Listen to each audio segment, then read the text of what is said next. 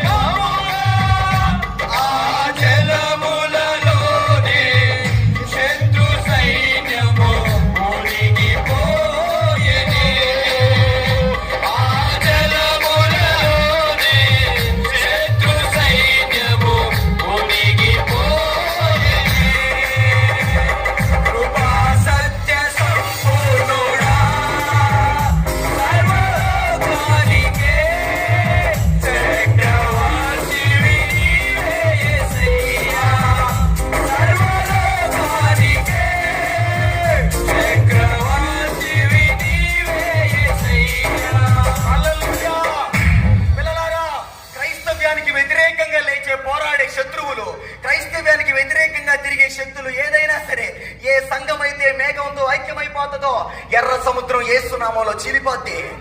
ఏ పరిచర్య అయితే ఎర్ర సముద్రం అనే శోధనలు ఎదుర్కొంటుందో, ఏ పరిచర్య అయితే ఎర్ర సముద్రము చేత అడ్డగింపబడుతుందో, ఏ పరిచర్య అయితే ఫరో సైన్యము చేత తరవబడుతుందో, ఇదిగో ఆ సంఘము గనక మేఘముతో ఐక్యమైపోతే, ఆ సంఘ